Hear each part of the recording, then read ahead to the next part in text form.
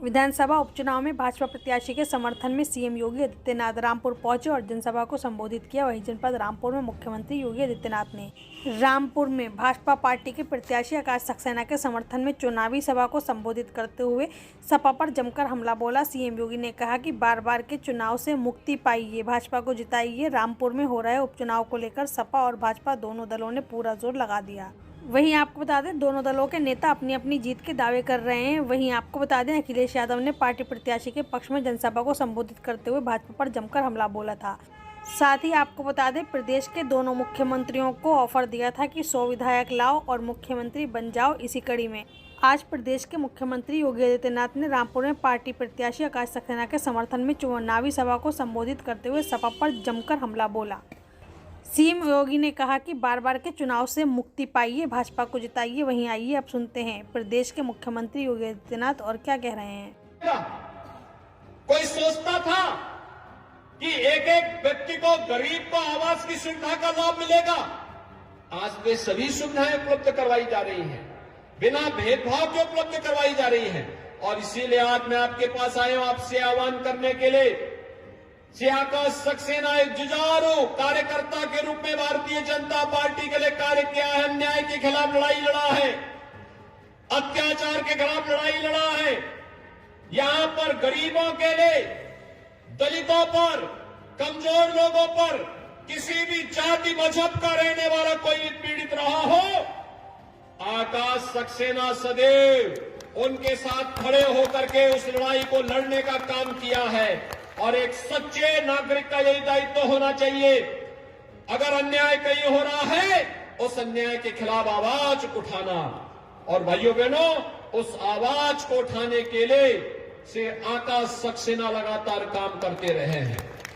और इसीलिए भारतीय जनता पार्टी नेतृत्व ने सभी पदाधिकारियों की सहमति से, हमारे पास अच्छे अच्छे कार्यकर्ता थे, लेकिन एक सहमति बनी कि आकाश सक्सेना को एक अवसर और मिलना चाहिए, क्योंकि जनता विपरीत परिस्थितियों में व्यक्ति लड़ा है, एक प्रतिष्ठित परिवार का है, अपना खर्च करके लगातार इस लड़ाई को लड़ करके आगे बढ़ रहा है। और वह आज फिर से जब उपचुनाव की नौबत रामपुर के ऊपर आई गई है, तो उन्हें एक अवसर और मिलना चाहिए। भाइयों बहनों, मुझे आज आप सबके सामने बताने में कोई संकोच नहीं कि जो समाजवादी पार्टी के एक नेता लगातार आपके बीच में आकर के कह रहे हैं कि उनके साथ अन्याय हुआ है, मुझे लगता है इससे ज्यादा गुमराह करने वाला दूसरा वक्तव्य हो ही नहीं सकता है। व्यक्ति के कारनामे उसको उसके कार्यों की सजा देती है। जिसने जो किया होगा वह फल भी भोगेगा। मामले न्यायालय में है, मेरिट के आधार पर न्यायालय निर्णय दे रही है, तो उसमें सरकार और पार्टी को दोषारोपण करने का कोई मतलब नहीं होता है। और मुझे तो कहूंगा मैं उनसे कि वे अपना स्वास्थ्य का ख्याल रखें। अनावश्यक रूप से क्यों बेकार जनता के सामने आकर के जनता को क्यों अनावश्यक रूप से, अगर ये संवेदनशीलता सरकार में मंत्री रहते हुए उन्होंने दिखाई होती, यहां के ईमानदारी से विकास में रुचि ली होती, यहां के प्रतिष्ठानों पर कब्जा करवाने की बजाय यहां के प्रतिष्ठानों के संरक्षण करने का दायित्व अपने ऊपर लेकर के बिना भेदभाव के हर नागरिक के सुख दुख में सहभागी बनकर के आगे बढ़ाए होते और अपनी जवान को भी नियंत्रित किए होते, तो मुझे लगता है कि बदजवानी व्यक्ति के लिए हमेशा दुर्गति का काम करती है। और मुझे लगता है कि यह आज भी हम उनसे यही कहेंगे।